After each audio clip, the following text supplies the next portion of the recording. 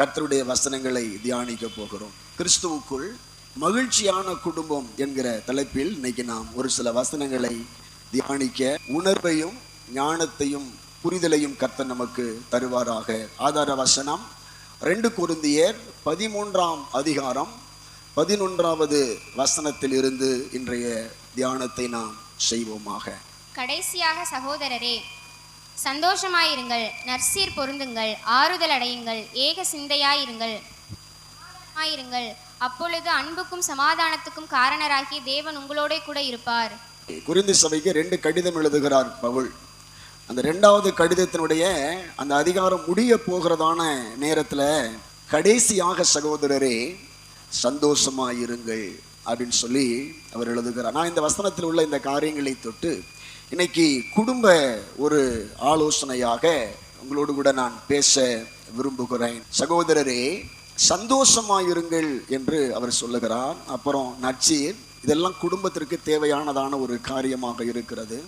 இந்த சந்தோஷம் என்பது ஒரு சூழ்நிலையினாலே வருகிறது அல்ல, கர்த்தர் நம்மோடு இருப்பதாலே நமக்கு வருகிறது. சூழ்நிலை என்று சொன்னால் சில சமயங்களில் நாம் நினைத்த காரியங்கள் நமக்கு நடக்கும். நல்ல வேலை வாய்ப்போட நம்ம இருப்போம், காசு பணம் நம் கைகளிலே ரொம்ப இலகுவாய் நமக்கு கிடைக்கும். எல்லாமே நமக்கு இருக்கிற நேரத்தில் நமக்கு ஒரு சந்தோஷம் இருக்கும். நான் இன்னைக்கு உங்களோடு பேச விரும்புகிறேன், அல்லது கர்த்தர் பைபிளில் எழுதி வைத்திருக்கிற இந்த சந்தோஷம் என்பது சூழ்நிலைகளினால் வருகிறதல்ல.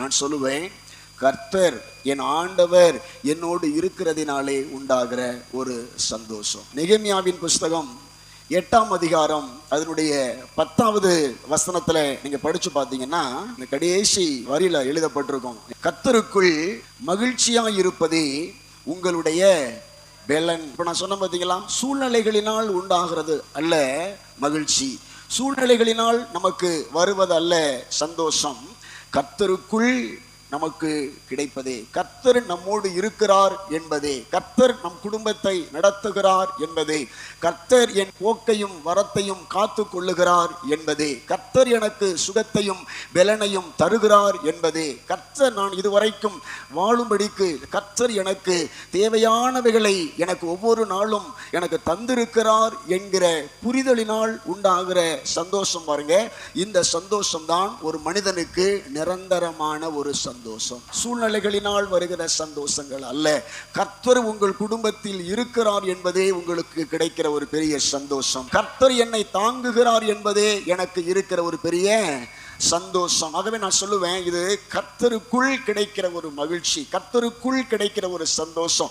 கர்த்தர் என்னோடு கூட இருக்கிறார் என்பதில் இதை தொட்டு நான் இன்று ஒரு சில காரியங்களை நான் பேச விரும்புகிறேன். எப்படி நம் குடும்பத்திற்கு ஆறுதல் வரும், எப்படி நாம் நற்சீர் பொருந்த முடியும், எப்படி நாம் ஏக சிந்தையாய் இருக்க முடியும், எப்படி நாம் சமாதானமாய் ஒரு குடும்பம் இருக்க முடியும் என்கிறதான காரியங்களை ஒரு சில பாயிண்ட்ஸ்களை உங்களுக்கு நான் சொல்லி உங்களை கிறிஸ்துவுக்கு உள்ளான மகிழ்ச்சியான குடும்பமாக நீங்கள் எப்படி உங்களுடைய குடும்பத்தை நடத்தலாம் அப்படின்னு சொல்லி இன்னைக்கு ஆண்டவர் உங்களோடு பேசும்படிக்கு அடியனுக்கு ஒரு உணர்வையும் அந்த தியானத்தையும் கர்த்தர் தந்திருக்கிறதற்காக என் ஆண்டவரை நன்றியோடு கூட நான் ஸ்தோத்திரிக்கிறேன். நம்முடைய குடும்பம், உங்களுடைய குடும்பம் ஒரு மகிழ்ச்சியான குடும்பமாய் இருக்க வேண்டும் என்று சொன்னால் அதற்கு தேவையான ஒரு காரியம் என்ன அப்படின்னா, யோசுவாவின் புஸ்தகம் 24வது அதிகாரம் அதனுடைய 15வது வசனத்திலே இப்படி எழுதியிருக்கிறது, கர்த்தரை சேவிக்கிறது உங்கள் பார்வைக்கு ஆகாததாய் கண்டால் பின்ன யாரை சேவிப்பீர்கள் என்று இன்று தெரிந்து கொள்ளுங்கள்.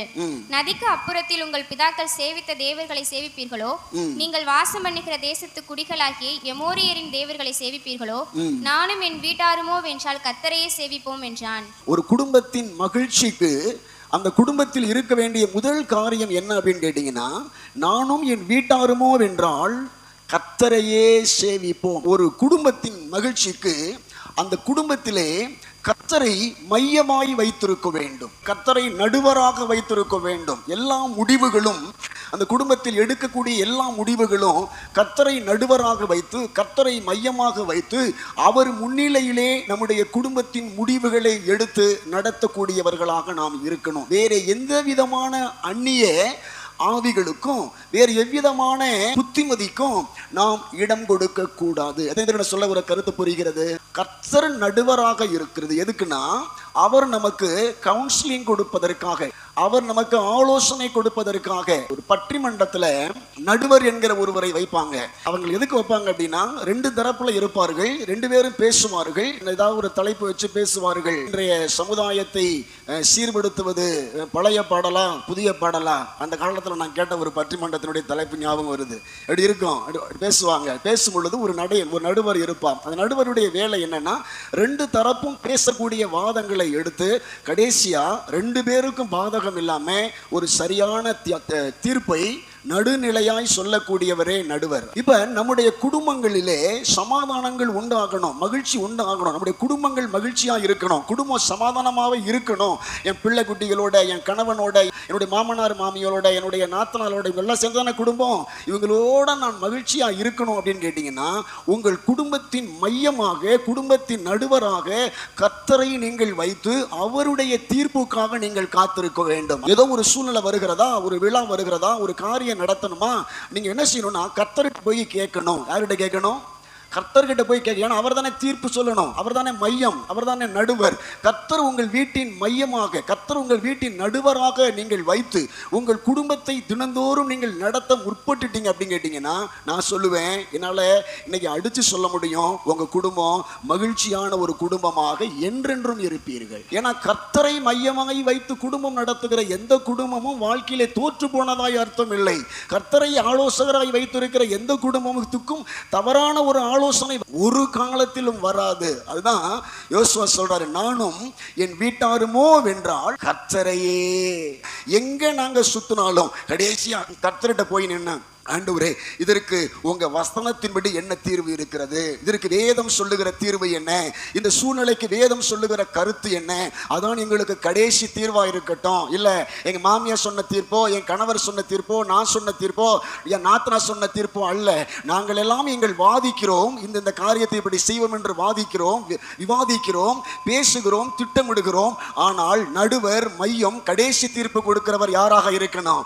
என் குடும்பத்திற்கு கர்த்தராக இருக்கணும். என் குடும்பத்தின் மையம், என் குடும்பத்தின் நடுவர் கர்த்தர் என்கிற நிலையிலே நீங்கள் உங்களுடைய குடும்பத்தை நடத்த வாழ பழகிட்டீங்கன்னா, நான் சொல்லுவேன், உங்கள் குடும்பம் மகிழ்ச்சியான குடும்பமாக மாற ஆரம்பிக்கும். இரண்டாவதாக ஒரு காரியத்தை நான் சொல்லுவேன், ஒரு குடும்பத்தின் மகிழ்ச்சிக்கு தூண்களாக நான் 1-2 காரியங்களை சொல்ல விரும்புகிறேன். என்னன்னு கேட்டீங்கன்னா, 1 கொரிந்தியரின் புஸ்தகம் 13ஆம் அதிகாரம் 4 - 7 வரைக்கும் இருக்கிற சில வசனங்கள் குடும்பத்திற்கான தூண்களாக நான் இன்று உங்களுக்கு அந்த வசனங்களை எடுத்து காண்பிக்க விரும்புகிறேன். அன்பு நீடிய சாந்தமும் தயவும் உள்ளது. நான் இன்னைக்கு ஒரு குடும்பத்தின் மகிழ்ச்சிக்கு ஆன தூண்கள்ல முதல் காரியமா அன்பை நான் உங்களுக்கு சொல்ல விரும்புகிறேன். இது என்னுடைய கருத்து அல்ல, வேதத்திலே 1 கொரிந்தியர் 13 அதுல சொல்லப்பட்டிருக்கிற இந்த அன்பு சார்ந்த காரியத்தை நான் குடும்பத்தின் தூணாய் என்று உங்களோடு கூட நான் பேசும்படிக்கு விரும்புகிறேன் மாத்திரமல்ல,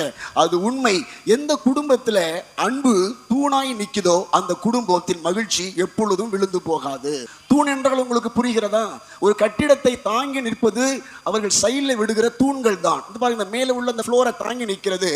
இங்க ஒரு 2 தூண் விட்டுருக்காங்க, இங்க ஒரு தூண், இங்க ஒரு தூண், அங்க ஒரு தூண், அங்க ஒரு தூண், ஒரு 4 தூண்கள் இருக்கு பாருங்க. இந்த 4 தூண்கள் தான் மேல உள்ள ஃபர்ஸ்ட் ஃப்ளோரை தாங்கி நிக்குது. இங்க ஒரு வாட்டர் டேங்க் இருக்கு பாத்தீங்களா, அந்த டேங்க் பாத்தீங்கன்னா 4 தூண்களை கொடுத்து அந்த 4 தூண்களுக்கு மேல பெரிய தொட்டியை காங்கிரீட் போட்டு அதுல தான் தண்ணியை நிரப்பி எல்லா வீடுகளுக்கும் அனுப்புகிறார்கள். அந்த மேல உள்ள அந்த தண்ணி டேங்கை தாங்கி நிக்கிறது தெரியுமா? கீழே நிற்கிற அந்த 4 தூண்கள் தான் குடும்பத்தின் மகிழ்ச்சிக்கு தூண்களாக இருக்கிறது. முதல் தூண் நான் சொல்லுவேன் அன்பு. அன்பு எந்த குடும்பத்திலே நிலைத்திருக்கிறதோ, அன்பு எந்த குடும்பத்திலே தாங்கி இருக்கிறதோ அந்த குடும்பத்திலே மகிழ்ச்சி கட்டாயமாயிருக்கும், சந்தோஷம் கட்டாயமாயிருக்கும், சமாதானம் கட்டாயமாயிருக்கும், நற்சீர் பொருந்துவது எளிதாய் மாறிவிடும். அதான் இங்க எழுதுறாரு, அன்பு நீடிய சாந்தம் உள்ளது. கணவன் மனைவி மேல எப்படி இருக்கணும்னு பைபிள் எழுதி இருக்கு? அன்பா இருக்க வேண்டும் என்று எழுதி இருக்கிறது. அது எப்படி அன்பு கூற வேண்டும் என்று எழுதி இருக்கிறது? கிறிஸ்து சபையிலே அன்பு கூர்ந்தது போல நீங்கள் மனைவியிடத்தில் என்ன செய்யணும்? அன்பு கூற வேண்டும் என்று எழுதியிருக்கிறது. இங்க இருக்கிற ஆண்கள் புரிஞ்சுக்கோங்க, வாலிப பிள்ளைகள் புரிஞ்சுக்கோங்க. நீங்க எல்லாம் அடுத்து உங்களுக்கு ஒரு திருமண வயதை எட்டும் பொழுது உங்களுக்குள் இருக்க வேண்டிய தூண்களை இப்பவே வளர்த்து கொள்ளுங்கள். கிறிஸ்து சபையில் எப்படி அன்பு கூர்ந்தார், அவருடைய அன்பின் காரியத்தை நீங்க பாத்தீங்கன்னா அந்த அன்புக்குள்ள தியாகம் இருக்கிறது. தியாகம் தன்னைத்தானே முற்றிலுமாக அழித்து கொண்டு தன்னைத்தானே முற்றிலுமாக ஒப்பு கொடுத்து சபையிலே அன்பு கூர்ந்தார் என்று எழுதப்பட்டிருக்கிறது. அப்போ ஒரு குடும்பத்தின் மகிழ்ச்சிக்கு, நிரந்தர மகிழ்ச்சிக்கு, ஒரு கணவனுக்கு, ஒரு புருஷனுக்கு, ஆண்களுக்கு தேவையான ஒன்று, தங்கள் குடும்பத்திற்காக நீங்கள் உங்களை முற்றிலும் தியாகம் செய்ய வேண்டும். இது என்னுடைய கருத்தல்ல, வேதத்தின் ஒழுங்கு.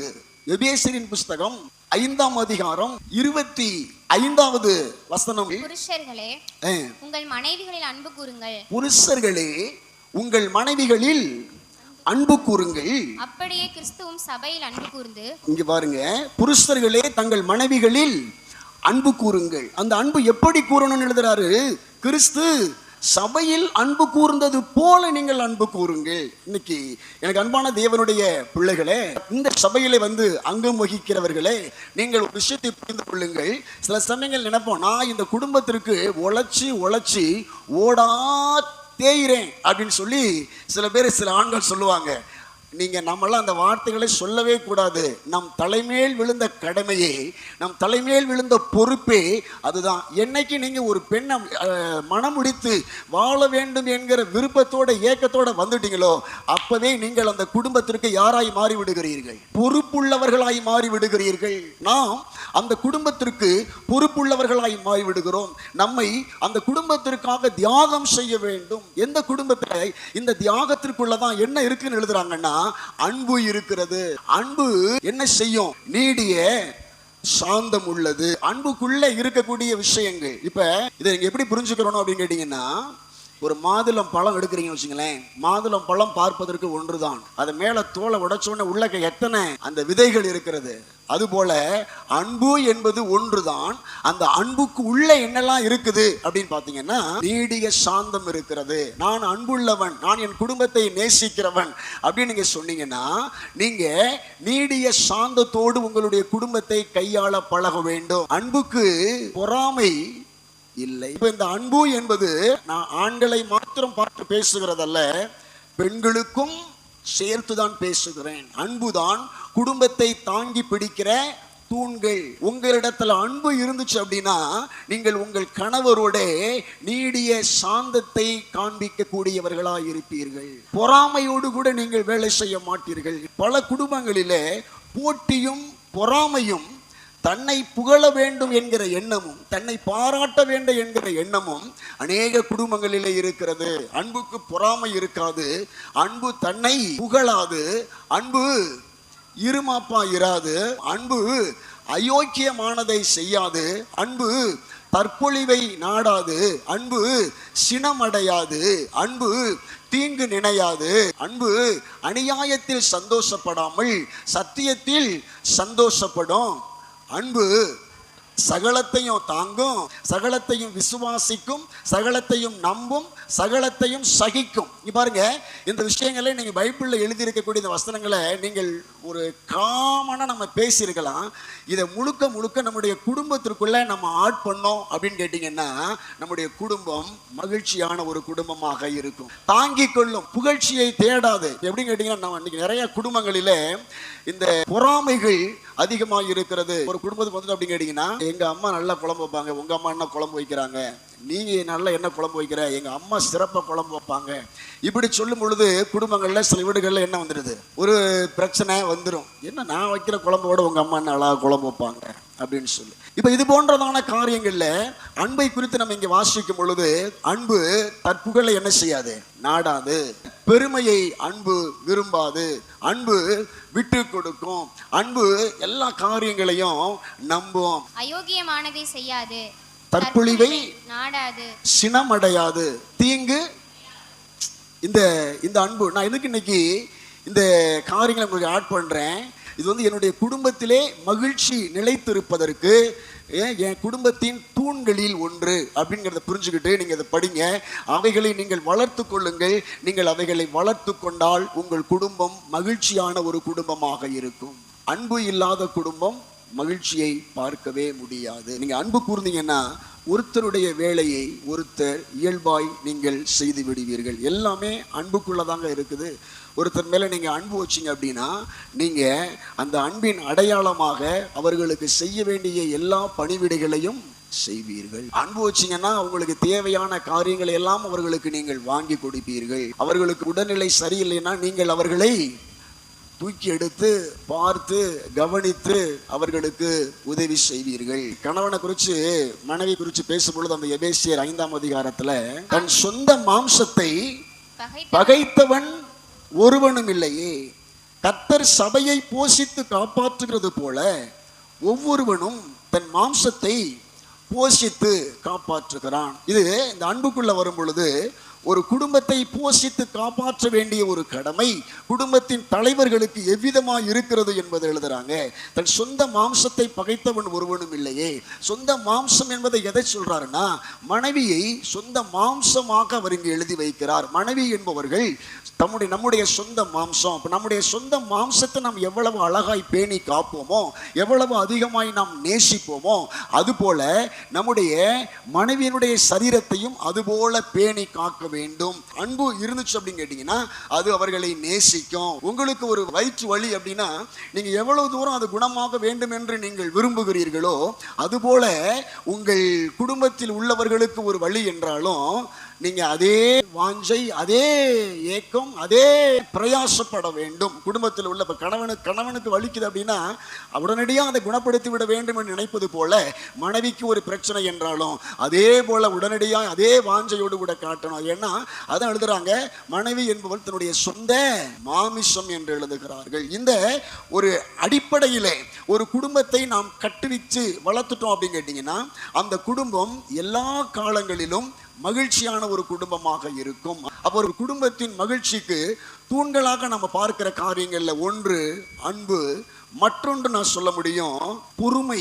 ரெண்டாவது தூணு என்னன்னு கேட்டீங்கன்னா பொறுமையை நான் சொல்லுவேன். உங்கள் பொறுமை பூரண கிரியை செய்ய கடவது என்று எழுதுகிறார்.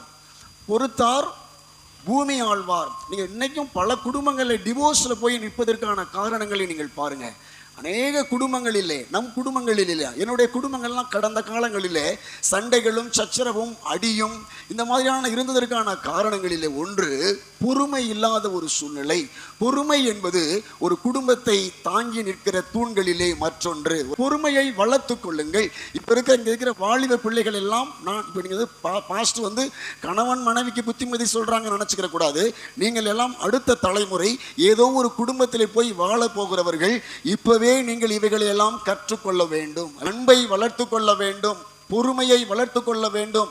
அன்பும் பொறுமையும் இல்லை என்றால் நீங்கள் போய் எந்த குடும்பத்தில் வாழ்ந்தாலும் அந்த குடும்பத்தில் அடிக்கடி சண்டைகள் வந்து கொண்டே இருக்கும், சமாதானம் இல்லாத சூழ்நிலைகள் இருந்து கொண்டே இருக்கும். ஆகவே அன்பான தேவனுடைய பிள்ளைகளே, கர்த்தருடைய வேத வசனங்களின்படி நாம் இன்னைக்கு தியானிக்கிறோம். ஒரு குடும்பத்தை தாங்கி பிடிக்கிற குடும்பத்தின் மகிழ்ச்சிக்கு 2 தூண்கள் நான் இன்னைக்கு சொல்ற காரியம். ஒன்று அன்பு, மற்றொன்று பொறுமை. பொறுமையா இருந்தீங்கன்னா குடும்பத்தை நீங்க கட்டி காய்ச்சிடலாம், கடைசி வரைக்கும் குடும்பத்தை கொண்டு போயிடலாம். பொறுமை இல்லைன்னா இன்னைக்கு நான் பேசுகிற இந்த வசனத்தின் அடிப்படையிலையாவது மனம் திரும்பி ஆண்டவரே பாஸ்டர் இன்னைக்கு சொல்கிற இந்த ஆலோசனைப்படி எனக்கு பொறுமை இல்லை, பொறுமை இல்லாதனால என் குடும்பத்தில் பலமுறை சண்டைகளும் சச்சரவுகளும் வந்திருக்கிறது, அடிதடி வந்திருக்கிறது.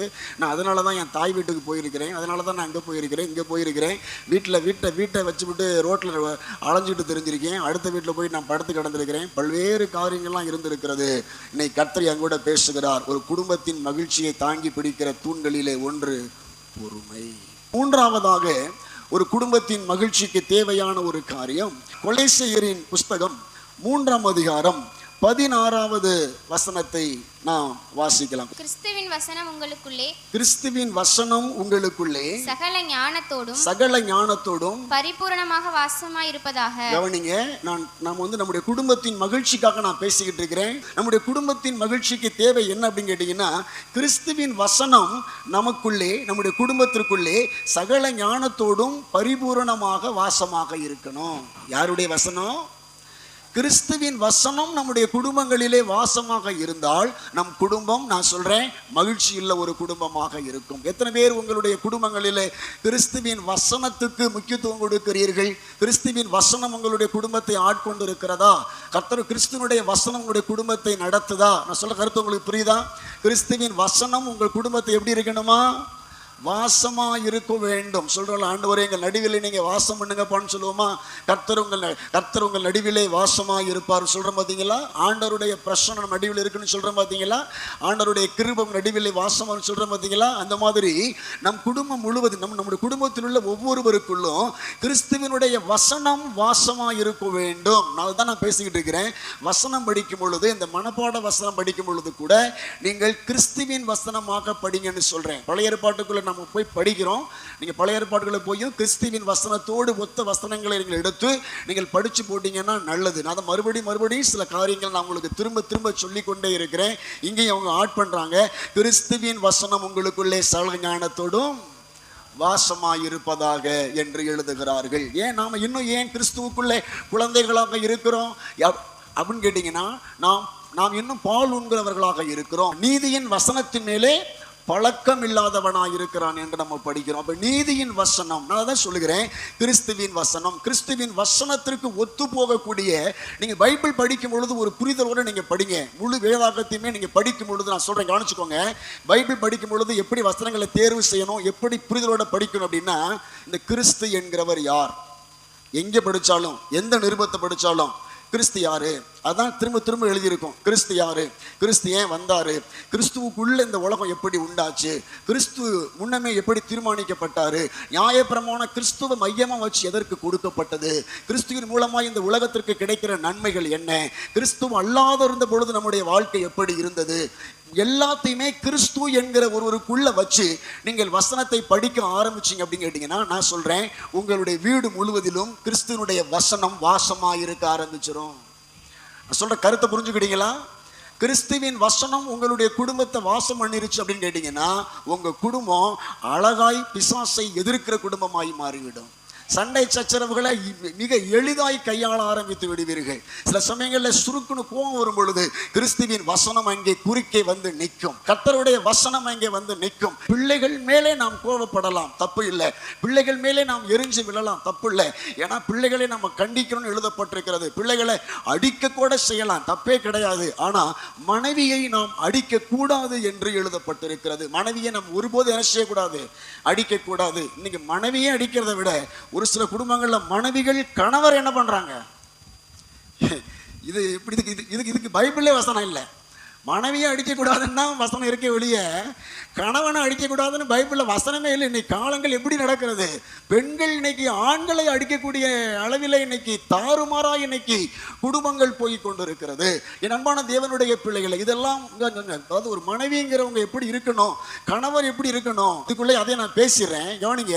கிறிஸ்துவின் வசனம் வாசமாக இருக்கும் பொழுது நீங்க புரிஞ்சுக்கோங்க எப்படி இருக்குன்னு கேட்டீங்கன்னா, ஒரு கணவன் மனைவி மேல அன்பு கூறணும். அதாவது சபைக்கு கிறிஸ்து தலையா இருக்கிறது போல ஒரு வீட்டுக்கு புருஷன் தலை. புரிஞ்சுக்கோங்க. எபேசியர் 5ஆம் அதிகாரம் 23ஆம் வசனம் வாசிங்க.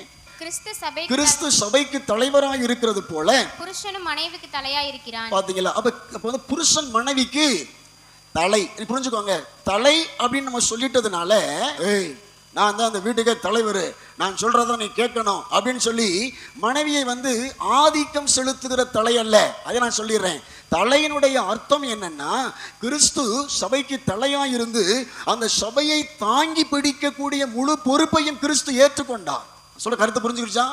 தலை என்று சொல்வதனாலே உங்களுக்கு தலையில பெருசா என்ன செஞ்சிடக்கூடாது, கிரீடம் உட்கார்ந்துடக்கூடாது. நான் தான் தலை, வீட்டுக்கே நான் சொல்றதான் கேட்கணும். ஆதிக்கம் செலுத்துகிற தலைவர் அல்ல, அந்த குடும்பத்தை தாங்கி பிடிக்கிற தலைவர், அந்த குடும்பத்திற்காக தியாகம் செய்யக்கூடிய தலைவர், அந்த குடும்பத்திலே சில முடிவுகளை எடுக்கக்கூடிய தலைவர். ஆனா மனைவி எப்படி இருக்கணும் தெரியுமாங்க? மனைவி அந்த குடும்பத்துல, நீங்க அதே எபேசியர் புஸ்தகத்துல 33ஆவது வசனத்துல படிச்சீங்கன்னா, மனைவியும் புருஷனிடத்தில் பயபக்தியாய் இருக்க கடவுள் என்று எழுதியிருக்கு. பயபக்தி என்றால் என்ன? மனைவி பயபக்தியா இருக்கணும்னா எப்படி? நாங்க கத்துட்டு தானே பயபக்தியா இருக்கணும். புருஷன்ட்ட பயபக்தியா இருக்கிறதுனா எப்படி அப்படின்னா, அந்த பயபக்தி என்கிற வார்த்தையினுடைய பொருள் அர்த்தம் புரிஞ்சுக்கோங்க. மரியாதை, மரியாதையாய் நடந்து கொள்ள வேண்டும். கணவனை மரியாதையாய் நடத்த வேண்டும். இன்னைக்கு எத்தனை மனைவிமார்கள் தங்களுடைய கணவர்கிட்ட மரியாதையாய் நடந்துக்கிறாங்க? வாடா போடான்னு தான் இன்னைக்கு பேசுறாங்க. வா போன்னு பேசக்கூடிய மனைவிமார்கள் தங்கள் கணவன்மார்களை வாடா போடானோ வா போனோ பேச, அதெல்லாம் இன்னைக்கு இயல்பாய் மாறி. மரியாதையாய் தங்களுடைய கணவர்கள் என்ன செய்யணும்? குடும்பத்தை மரியாதையாய் நடத்த கூடிய பெண்கள் தான் கிறிஸ்துவுக்குள்ளான பெண்கள். நான் சொல்றேன், உங்க குடும்பத்துல கிறிஸ்துவின் வசனங்கள் வாசமாயிருக்க நான் சொல்றேன். இப்ப இன்னும் நீங்க கிறிஸ்துவின் வசனமே நமக்குள் நம்முடைய மக்களுக்குள்ள தெரியவே தெரியாது. இப்பதான் கொஞ்சம் கொஞ்சமாய் கிறிஸ்துவனுடைய வசனங்களை நீங்கள் படிக்க பழகுகிறீர்கள். கிறிஸ்துவனுடைய வசனம் உங்களுடைய குடும்பத்திலே வாசமாயிருக்க நான் சொல்லுகிறேன், உங்கள் குடும்பத்திலே இந்த மரியாதைகள் தானாய் வர ஆரம்பிக்கும். உங்கள்கிட்ட இருக்கிற அந்த அந்த சிநேகம், உலக சிநேகம் தான் உங்க கணவரை வாடா போறன்னு சொல்ல வைக்குது.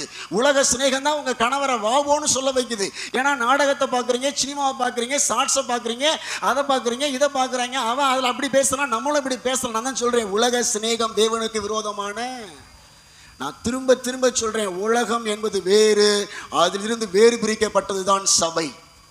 இந்த முழு உலகத்திற்குமே நல் ஒழுக்கத்தை சொல்லிக் கொடுக்கக்கூடிய ஒன்றுதான் கிறிஸ்து ஏற்படுத்தின சபை என்பதை புரிந்து கொள்ளுங்கள். இங்கே இருந்துதான் உலகத்திற்கு ஒழுக்கம் போகணும். நீங்க அங்க பார்த்து எதையும் கற்றுக்கொள்ள கூடாது. நான் ஒவ்வொரு வாரமும் நான் திரும்ப திரும்ப அவைகளை பேசிக் கொண்டிருக்கிறேன். இதுவரையிலும் நீங்கள் கடைபிடிக்காதிருந்தால் இன்று நீங்கள் பழகுங்கள். கிறிஸ்துவின் வசனம் உங்கள் வீட்டை முழுவதிலும் நிரப்பிவிட்டால், உங்கள் உள்ளத்தை நிரப்பிவிட்டால், உங்கள் குழந்தைகளை நிரப்பிவிட்டால், நீங்க உங்க பிள்ளைகளுக்கு கிறிஸ்துவின் வசனத்தை சொல்லிக் கொடுத்து வளங்க. உங்க பிள்ளைகளே கேட்பாங்க, எப்பா என்ன பைபிள் வசனம் இப்படி இருக்கிறது, மனைவி மேல அன்பு கூறணும்னு சொல்லி எழுதி இருக்குது, நீ எதுக்குப்பா அம்மா கிட்ட நீ சண்டை போடுற? பிள்ளைங்க கேட்கும். பிள்ளைகளை குறித்து நான் சொல்றேன், மகிழ்ச்சியான குடும்பத்தில் நம்முடைய பிள்ளைகள் எப்படி இருக்க வேண்டும், பிள்ளைகளை நாம் எப்படி புரிந்து கொள்ள வேண்டும், கர்த்தர் நமக்கு கொடுத்திருக்கிற குழந்தைகள் அவர்கள் எப்படிப்பட்டவர்கள் என்பதை நான் உங்களுக்கு சொல்லிக் கொடுக்க அன்பை நான் விரும்புகிறேன். சங்கீதத்தின் புஸ்தகம் 127வது சங்கீதம் 4. இதோ பிள்ளைகள் கர்த்தரால் வரும் சுதந்திரம், கற்பத்தின் கனி அவரால் கிடைக்கும் பலன். பிள்ளைகள் என்பவர்கள், குழந்தைகள் என்பவர்கள் யார் என்பதை கர்த்தருடைய வேதம் நமக்கு சொல்லிக் கொடுக்கிறது. பிள்ளைகள் என்பவர்கள் கர்த்தர் நமக்கு கொடுத்த பரிசு. நீங்க கர்த்தர் கொடுத்த பரிசு உங்க பிள்ளைகிட்ட சொல்லி கொடுங்க. நீங்க நீங்க இங்க வந்து புரிஞ்சுக்கோங்க, நீங்க யாரும் கேட்டீங்கன்னா கர்த்தர் கொடுத்த, உங்க அப்பாவுக்கும் உங்க அம்மாவுக்கும் கர்த்தர் கொடுத்த பரிசு. உங்களை அதிகமாக நேசிக்கிற ஒருவர் உங்களுக்கு பரிசு கொடுத்தா அந்த பரிசை எப்படி பாதுகாப்பீங்க? அந்த பரிசை எப்படி பொத்தி வைப்பீங்க? அந்த பரிசு மேல உங்களுக்கு எப்படி கண்ணுங்கருத்துமா இருப்பீங்க? சில பேர்லாம் அந்த காலத்தில் பார்த்தீங்கன்னா, அந்த காலத்தில் இப்போ நான் சொல்கிறேன், இப்போ மோதிரம் போடக்கூடாது. அந்த காலத்தில் இப்போ நண்பர் ஒருத்தர் எனக்கு வந்து சிநேகிச்சு ஒரு மோதிரடே இது ஏன் ஞாபகார்த்தமாக நான் உனக்கு தரேன்டா, இதை வச்சுக்கடா அப்படின்னு கேட்டிங்கன்னா எந்த சூழ்நிலையும் இந்த மோதிரத்தை என்ன செய்ய மாட்டோம், கலட்டே மாட்டோம். குளிக்கும் போதெல்லாம் கையை பிடிச்சிக்கிட்டே குளிப்போம். ஏன்னா குளத்துக்குள்ள விழுந்தாலும் விழுந்துருமோ. நான் இதை இங்கே ஆட் பண்ண விரும்புகிறேன். பிள்ளைகள் கர்த்தர் நமக்கு கொடுத்த பரிசு. கர்த்தர் ஒரு நாள் வருவார், வந்து நீங்க ஒருவேளை கிறிஸ்துவுக்குள்ள சரியா வாழ்ந்து நடந்து நீங்க அவர்கிட்ட போயிட்டீங்கன்னா அவர் உங்களை பார்த்து என்ன பார்த்து கேட்பாரு, நான் உனக்கு கொடுத்த பரிசு எங்க? பிள்ளை கொடுத்தது நான் தானே கொடுத்தேன், அது உனக்கு பரிசை தானே கொடுத்தேன். அந்த பிள்ளையை ஏன் நீ கிறிஸ்துவுக்குள்ள வளர்க்கல? அந்த பிள்ளையை நீ பரலோகத்துக்கு கூட்டி வர உனக்கு அக்கறை இல்லாம நீ இருந்த. அந்த பிள்ளையை நீயா தேவ பக்தி உள்ள பிள்ளையா வளர்க்காம விட்ட.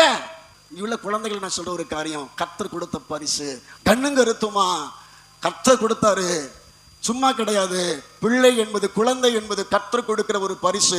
அந்த பரிசை நாம் ஒரு நேரத்தில் இல்லாட்டாலும் ஒரு நேரத்தில் கர்த்தர் வரும் பொழுது நாம் அவருடைய கரங்களிலே ஒப்படைக்கக்கூடிய பெற்றோர்களாய் நாம் இருக்க வேண்டும். இந்த ஒரு புரிதல்ல நீங்க உங்களுடைய குடும்பத்தில் உங்களுடைய குழந்தைகளை நீங்க பாவிச்சு நடத்துறீங்க அப்படின்னு கேட்டீங்கன்னா உங்க குடும்பம் மகிழ்ச்சியான குடும்பமா இருக்குமா? சந்தோஷமான குடும்பமா இருக்குமா? பிள்ளைகளுக்கு நீங்க என்னத்தை போதிப்பீங்க? வசனத்தை போதிப்பீங்க. பிள்ளைகளை கூட்டி உட்கார வச்சு பிள்ளைகளுக்கு நல்ல விஷயத்தை சொல்லி கொடுப்பீங்க. இதோடு கூட சேர்த்து தாத்தா பாட்டியவும் சொல்லி முடிக்கிறேன். இங்க பாருங்க, தாத்தா பாட்டிங்கிறவங்க எப்படி இருக்கணும், தாத்தா பாட்டியை நம்ம எப்படி பார்க்கணும், எப்படி மதிக்கணும் அப்படின்னு கேட்டீங்கன்னா, இந்த தீமைத்தேவை குறித்து சொல்லும் பொழுது தீமைத்தினுடைய தாத்தா பாட்டிகளை குறித்து அவர் எழுதுற ஒரு வார்த்தை நான் ஞாபகப்படுத்துகிறேன். 2 தீமோத்தேயு 1:5 தீமைத்தினுடைய பாட்டி, அந்த அம்மா பேரு என்ன? இந்த பாட்டி அம்மா பேரு லோவிசால். அவங்க தீமோத்தேயுடைய அம்மா பேர் என்னது? ஐனிக்கேயாள். இவங்க 2 பேர்கிட்ட இருந்து தீமோத்தேயுவுக்கு வந்த ஒரு காரியம் அங்க சொல்லப்பட்டிருக்கிற ஒண்ணு என்னன்னு கேட்டீங்கன்னா விசுவாசம். அந்த விசுவாசம் முந்தி உன் பாட்டியாகிய லோவிசாளுக்குள்ளும் உன் தாயாகிய ஐனிக்கேயாக்குள்ளும் இருந்தது. அன்பான தேவனுடைய பிள்ளைகளை, இங்க இருக்கிற தாத்தாமார்கள் பாட்டிமார்கள் ஒரு விஷயத்தை புரிஞ்சுக்கோங்க. உங்க பேர பிள்ளைகளை கூட்டி வச்சு அவர்களுக்கு விசுவாசத்தை வளர்க்கிற தாத்தா பாட்டிமார்களாய் நீங்கள் இருக்க வேண்டும். உங்க பேர பிள்ளைகளோட நீங்க நேரம் செலவழிக்கணும். அந்த நேரம் எதற்கு ஏதுவாக இருக்கணும் அப்படின்னு கேட்டீங்கன்னா அவர்களுக்கு இயேசு கிறிஸ்துவை குறித்த கதைகளை அவர்களுக்கு நீங்க சொல்லணும். இயேசு கிறிஸ்து யார் இப்ப சொன்ன பாத்தீங்களா? வசனம் படிக்கும் பொழுதே கிறிஸ்து யார் என்கிறத புரிஞ்சுக்கிறதா வசனம் படிக்கணும். கிறிஸ்து யார்? அவர் ஏன் சிலுவைக்கு வந்தார்? சிலுவைக்கு வருவதற்கு முன்பு அவர் எப்படி இருந்தார்? இந்த வானமும் பூமி அவர் மூலமா எப்படி உண்டானது? அவர் இனிமேல் எப்படி வரப்போகிறார்? அவர் இல்லாவிட்டால் உலகம் என்னவா இருக்கும்? அவரை ஏற்றுக்கொள்வதனுடைய அவசியம் என்ன? விசுவாசத்தை உங்கள் பேர பிள்ளைகளுக்கு கொடுக்கிற தாத்தா பாட்டிகளாய் நீங்கள் இருக்க வேண்டும். நீங்க எப்படி இருக்கிறீங்க? இங்க இருக்கிற பாட்டிமார்கள், இப்ப என்ன பிரச்சனைனா எங்களுக்கே முதல்ல வேதத்தினுடைய சரித்திரம் தெரியாது. அப்புறம் நாங்கள் எப்படி எங்கள் பேர பிள்ளைகளுக்கு சொல்லிக் கொடுக்கறது? நான் அதுக்கு தான் நாங்கள் சொல்லிக்கிட்டே இருக்கிறேன். நான் அதுக்கு தான் சொல்கிறேன், கிறிஸ்து யாருன்னு படிங்க, கிறிஸ்து யாருன்னு புரிஞ்சுக்கோங்க.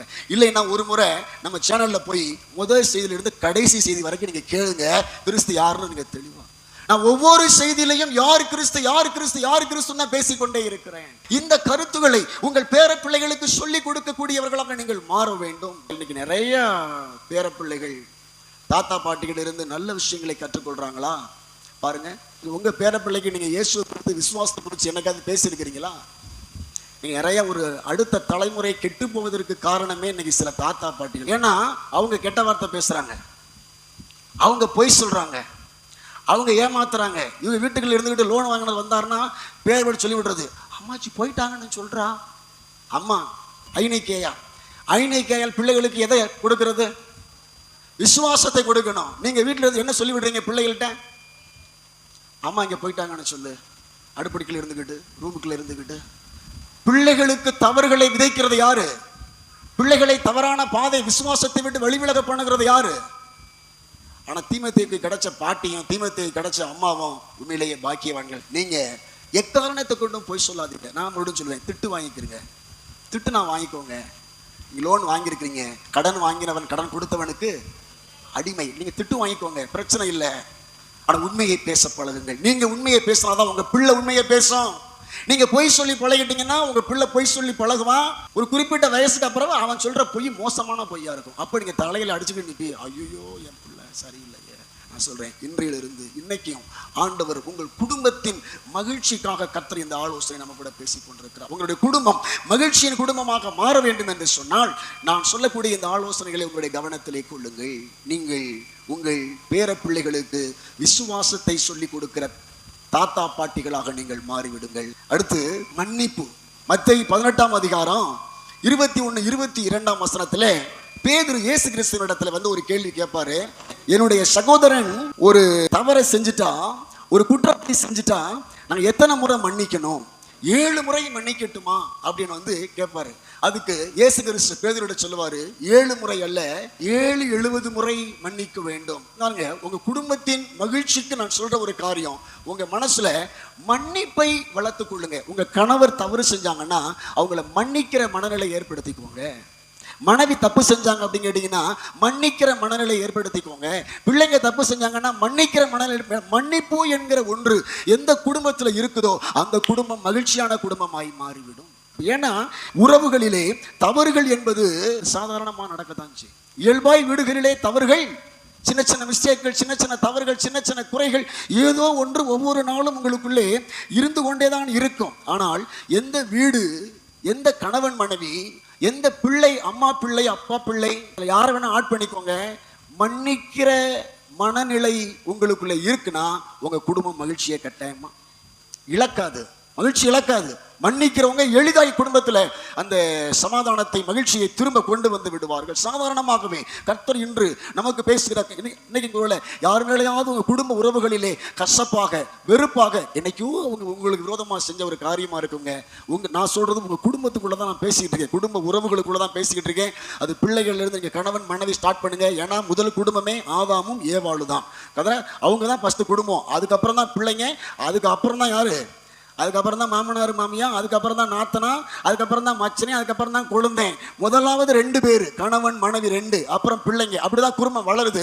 நான் குடும்ப உறவுகளுக்குள்ளே யாரு மேலேயாவது நீங்கள் ஒரு வேளை அவங்க பேசின காரியங்கள் உங்கள் மனசுல அறுத்துக்கிட்டு இன்னைக்கும் நீங்க பேசாம மனசுல வச்சுக்கிட்டு அப்படியே நீங்க வருத்தமா இருந்தீங்கன்னா, இன்னைக்கு கர்த்தருடைய வசனம் சொல்லுகிறது 70 முறை மன்னிக்க நம்ம ஆண்டவராக இயேசு கிறிஸ்து ஆலோசனை சொல்லுகிறார். உங்கள் கணவர் செய்த தவறுகளை மன்னிங்க, உங்கள் பிள்ளைகள் செய்த தவறுகளை மன்னிங்க, உங்களுடைய மனைவி செய்த தவறை மன்னிங்க. இது நான் உங்களுக்கு சும்மா சொல்லல, இயேசு சொல்றதுனா நான் சொல்றேன். ஏன்னா கிறிஸ்துவின் வசனம் உங்களுக்குள்ள வாசமாக இருந்தா உங்க வீடு இன்னைக்கே மகிழ்ச்சியுள்ள வீடாக மாறிவிடும். என்னைக்கும் மகிழ்ச்சி உங்க வீட்டை விட்டு போகாது. உங்கள் குடும்பத்தை மகிழ்ச்சியின் குடும்பமாக நீங்கள் மாற்றிவிட முடியும். கடைசியாக ஒரு காரியத்தை சொல்லி முடிக்கிறேன். மத்தேயுவின் புஸ்தகம் 18ஆம் அதிகாரம் 19, 20 ஆகிய இந்த 2 வசனங்கள், 20ஐ மாத்திரம் நாம் வாசித்து முடிக்கலாம். ஏனெனில் 2 பேராவது 3 பேராவது என் நாமத்தினாலே எங்கே கூடி இருக்கிறார்களோ அங்கே அவர்கள் நடுவிலே இருக்கிறேன் என்றார். இது ஒரு குடும்பத்தின் மகிழ்ச்சிக்கு தேவை. என்ன கேட்டீங்கன்னா ஜெபம். சொல்லுங்க, என்னது? கூடி ஜெபிக்கிற ஜெபம். கணவன் மனைவியா ஜெபிக்கிற ஒரு ஜெபம் கட்டாயம் குடும்பத்தில் தேவை. எவ்வளவு நீங்க சூழ்நிலை இருந்தாலும் நீங்க ஒரு பழக்கத்தை வச்சுக்கோங்களேன். நம்ம நிறைய பழக்க வழக்கங்கள் நம்ம அன்றாட வச்சிருக்கிறோம். காலையில் எழுந்த உடனே பல்லு விளக்குற ஒரு பழக்கம் நம்ம இருக்குல்ல. காலையில் கட்டாயம் என்ன செய்யணும்? பல் துலக்க வேண்டும், அப்புறம் டாய்லெட் போகணும், அப்புறம் குளிக்கணும். அன்றாடு வச்சிருக்கிற மிக முக்கியமான காரியங்கள். அதுபோல ஒரு பழக்கத்தை வச்சுக்கோங்க. தினமும் நாம் குடும்பமாய் சேர்ந்து அமர்ந்து ஜெபிக்க வேண்டும் என்கிற ஒரு பழக்கத்தை, பல்லு விளக்குற பழக்கமா வச்சுக்கோங்க. காலையில இருந்து உங்களுக்கு என்ன பிரச்சனை இருந்தாலும் சாயங்காலம் குடும்ப ஜெபம்னு வந்துருச்சு அப்படின்னு கேட்டீங்கன்னா ஒருத்தர் உங்களை அறியாமலே சமாதானம் ஆயிடுவீங்க. ஆமென் சொல்லுங்க. உங்களை அறியாமலே கையை பிடிச்சி ஜோம் பண்ண ஆரம்பிச்சிருவீங்க. குடும்பமா சேர்ந்து உட்காந்து ஜோம் பண்ண பழகுங்க. குடும்பமா சேர்ந்து உட்காந்து கர்த்தரை பாட்டு பாடி துதிக்க பழகுங்க. குடும்பமா சேர்ந்து உட்காந்து சாப்பிட பழகுங்க. குடும்பமா சேர்ந்து உட்காந்து சாப்பிடும் பொழுது சாப்பாட்டுக்காக ஆண்டவருக்கு ஒரு ஸ்தோத்திரம் சொல்லி ஜோம் பண்ணி சாப்பிட பழகுங்க. ஜெபிக்கணும். எப்படி இருந்தாலும் ஜெபம் ஒரு குடும்பத்தின் மகிழ்ச்சிக்கு அவசியமான ஒரு காரியம். நான் சொல்லல, அது வேதம் சொல்லுகிறது, வசனம் சொல்லுகிறது. 2 பேர் ஒருமனப்பட வேண்டும். 2 பேர் ஒருமனப்பட்டுட்டா அந்த வீட்டுக்குள்ள, அந்த குடும்பத்துக்குள்ள யார் வந்துருவேன்னு எழுதியிருக்கிறது? அவர்கள் நடுவிலே இருக்கிறேன். யார் சொன்னது? இயேசு. இயேசு வீட்டுக்குள்ள இருந்தாருன்னா மகிழ்ச்சி வருமா வராதா? போன மகிழ்ச்சி எல்லாம் வருமா வராதா? அவரை உள்ள கொண்டு வர பாருங்க. அவரை இயேசுவை வீட்டுக்குள்ள கொண்டு வர பாருங்க. உங்க நடுவில் இயேசுவை கொண்டு வர பாருங்க. அதான் சொல்ற, இயேசு உங்கள் வீட்டுக்குள்ளே வந்து விட்டால் உங்கள் குடும்பம் மகிழ்ச்சியான குடும்பமாக இருக்கும். பைபிள்ல இருந்து ஒரு சில அந்த குடும்பத்தில் உள்ளவங்களை மட்டும் சொல்லி முடிக்கிறேன். வேதத்தினுடைய பின்னணியில பார்த்தீங்க அப்படின்னா ஆபிரகாம் சாராளுடைய வாழ்க்கையில பார்த்தீங்க அப்படின்னு கேட்டீங்கன்னா, அவங்க சாராள் ஆபிரகாமை ஆண்டவன் என்கிற வார்த்தையை பயன்படுத்தி அழைத்தார் என்று நிருபங்கள்ல வாசிக்கிறோம். அதுக்கு பேர் தான் மரியாதை. அல்லேலூயா. மரியாதை. சாராள் ஆபிரகாமை மரியாதையோடு கடைசி வரைக்கும். ஐயோ, அதெல்லாம் அந்த குடும்பத்தில் நம்ம ஆழமா யோசித்தோம்னா ஆச்சரியமா இருக்குங்க. பிறக்காத பிள்ளைக்காக விசுவாசத்தோடு கர்த்தரை பின்தொடர்ந்து வாழ்ந்தார்கள். காணாத பிள்ளையே இன்னும் உருவாகவே இல்லை. ஆனா உருவாகாத பிள்ளைக்காக கர்த்தர் மேல நம்பிக்கை வைத்து விசுவாசத்தோட ஒரு வாழ்க்கையை ஓட்டினவர்கள் தான் ஆபிரகாமும் சாராளும். ஆமென் சொல்லுங்க. பைபிளுடைய பின்னணி எல்லாம் நமக்கு ஆச்சரியம். அதுபோல எல்கானா அன்னாள் குழந்தை வேண்டும். கர்த்தருடைய ஆலயத்திற்கும் கர்த்தருடைய ஆராதனைக்கும் முன்னுரிமை கொடுத்தார்கள். தங்களுக்கு ஒரு குழந்தை வேண்டும், குழந்தை இல்லை. ஆனா அன்னாள் அந்த முறைமை வரும் பொழுதெல்லாம், சபை கூடி வருகிற நிலை வரும் பொழுதெல்லாம் கர்த்தருடைய ஆலயத்திலே முதல் ஆளாய் வந்து அமர்ந்து கர்த்தருக்கு முன்னுரிமை கொடுத்து வாழ தன்னை அர்ப்பணிக்கப்பட்ட ஒரு குடும்பம் அவர்கள். இதெல்லாம் குடும்பமா சொல்றேன். ஆபிரகாம், சாராள், எல்கானா, அன்னாள்.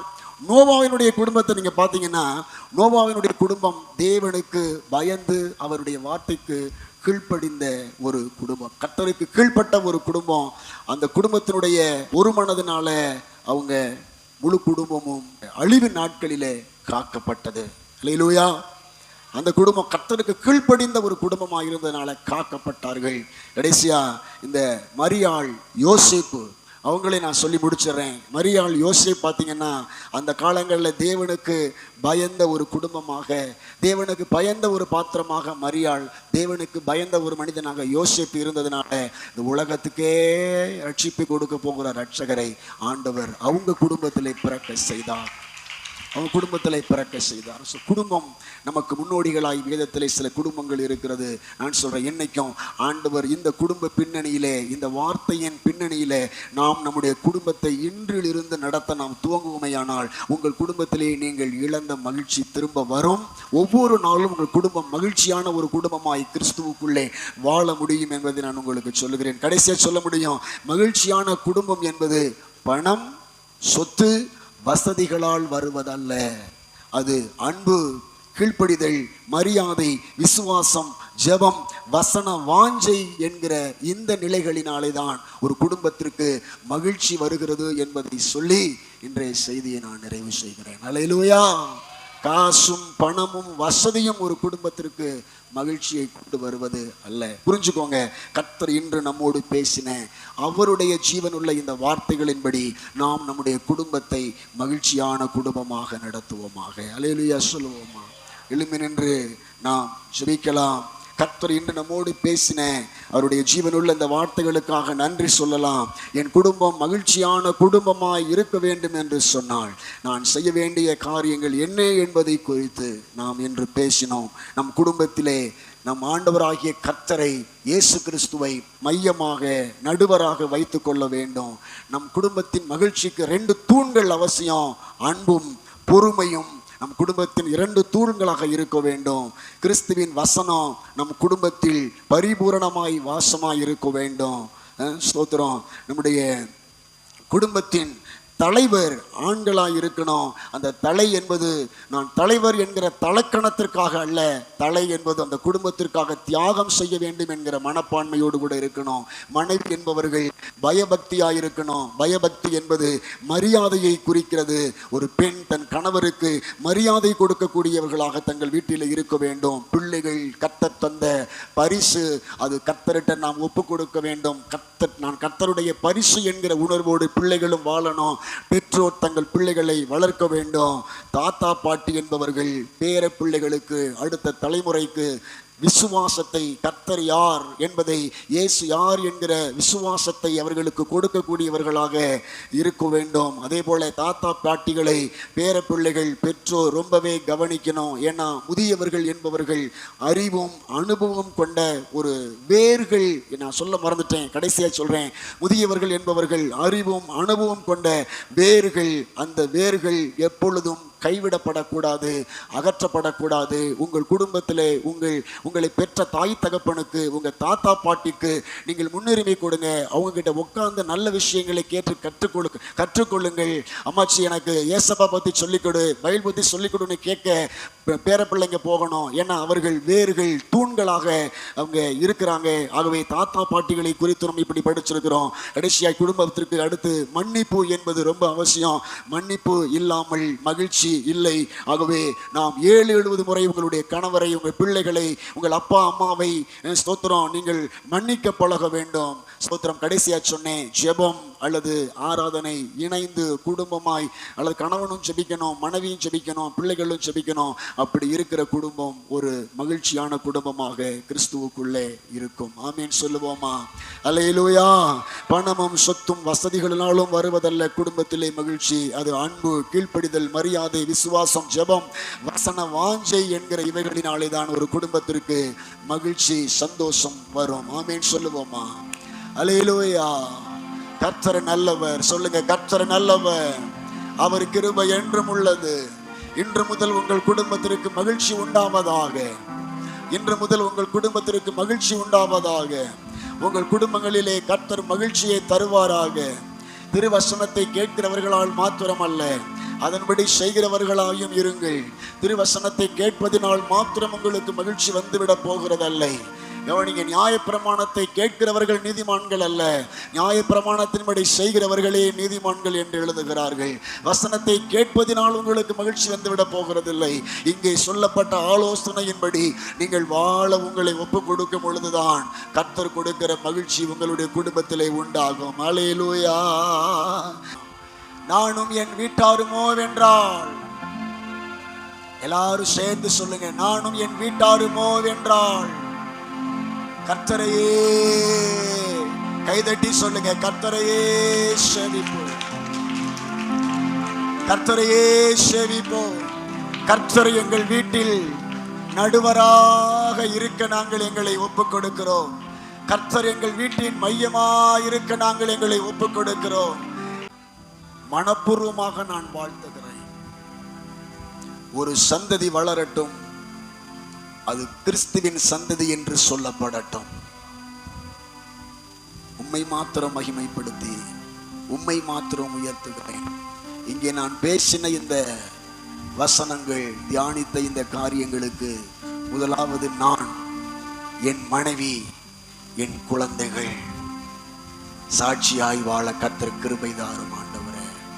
போதிக்கிற நானே ஆகாதவனாய் போய்விடாதபடிக்கு சபைக்கு நானும் என் குடும்பமும் இந்த விஷயத்திலே முன்மாதிரியாய் இருக்க, மகிழ்ச்சியான குடும்பமாய் எல்லா சூழ்நிலைகளிலும், பசியிலும், பற்றாக்குறைகளிலும், இல்லாமையிலும், இயலாமையிலும், எல்லா சூழ்நிலையிலும் மகிழ்ச்சியாய் வாழ்ந்து காண்பிக்க கர்த்தர் கிருபை தாரும் ஆண்டவரே. தாழ்த்தி ஒப்பு கொடுக்கிறோம். இயேசுவின் நாமத்தில் ஜெபிக்கிறோம். ஜெபங்களும் எங்கள் நல்ல பிதாவே. ஆமென்.